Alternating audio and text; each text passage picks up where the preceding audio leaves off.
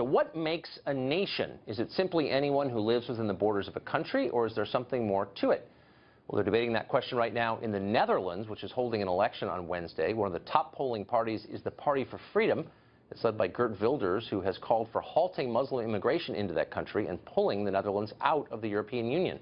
Congressman Steve King of Iowa recently started a debate here in this country when he tweeted in support of Wilders.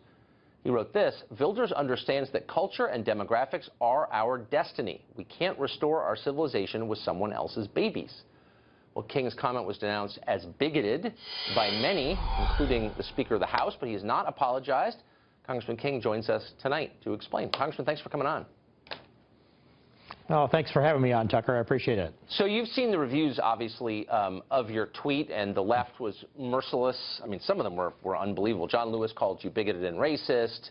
Ana Navarro at CNN said you're an embarrassment to the human race. The Speaker of the House, your speaker, said he'd like to believe that you misspoke. Did you misspeak, and what did you mean when you wrote that? No, Tucker, I didn't misspeak at all. I said exactly what I meant. And this is a message over to Europe, over to the Netherlands, a message to Geert Wilders, who does understand this. But the birth rates in especially Western Europe, but also Eastern Europe and in the United States, all of Western civilization have gone down below the replacement rate, with the exception of Israel, as the only Western civilization, first world country that has a birth rate that's above the death rate. And so we have to do something to increase our birth rate, or the vacuum that's created will be filled by people that don't believe in our values here in Western civilization. And we're seeing it happen in the Netherlands and all across Europe, and that's a lot about what the race is about that's coming up here in a couple of days in the Netherlands. So the solution to that in the United States has simply been to import people from other countries, and that increases the population despite the fact that the birth rate of native-born Americans is pretty low. That's not an adequate solution. You say, why? Well, I say not because you ask about a country in the beginning in your opening. A country, a nation state needs to have a sense of a common history, a common culture, a common civilization, common experiences that bind us together. And we went through a re-assimilation period, or an assimilation period, from about 1924 until the mid-60s, because our leadership in Congress understood we needed to have a time to bond back together, become Americans together, again, because of the high immigration that we had in the previous, say, 20 or 30 or 40 years. Right. And so we're at this place now in America where we're seeing people marching in the streets that are pushing back against the American culture and the American civilization. And it's troubling to me that over the last 25 years, we've essentially phased out the promotion of assimilation, and we promoted instead multiculturalism and diversity as if it were our strength. And in fact, they're using it now to divide us, and that's what Barack Obama did throughout his presidency.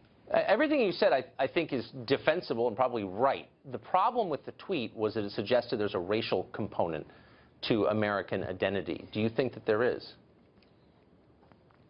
Well, there's a racial component to all of our discussion here in America, and there must be that because the left is constantly pointing to the differences we have, and race, ethnicity, national origin, sexual orientation, prosperity versus poverty.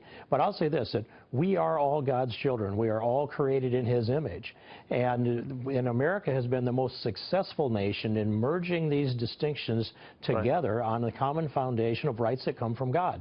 What I should have done, Tucker, if I had more characters in that tweet, just added, you can't rebuild our civilization with somebody else's babies unless we adopt them.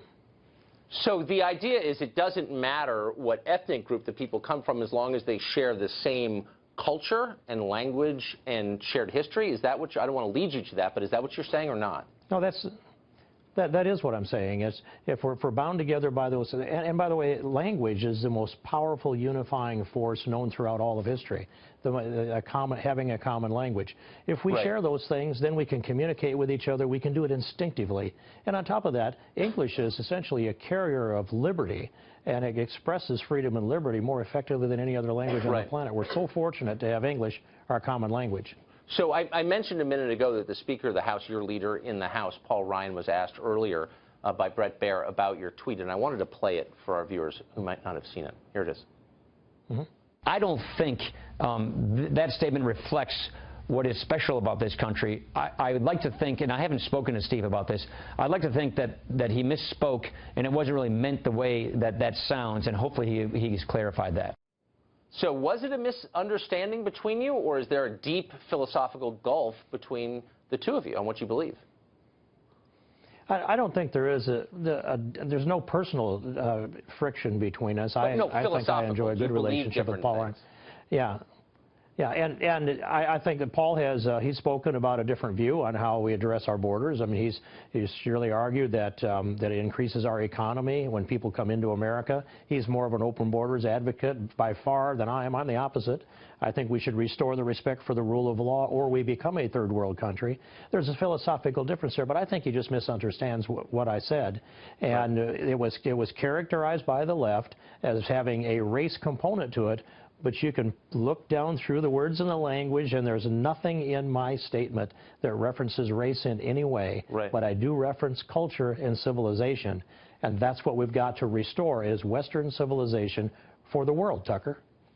Sounds fair to me. Congressman, thanks for joining us tonight. Thank you, Tucker. Appreciate it.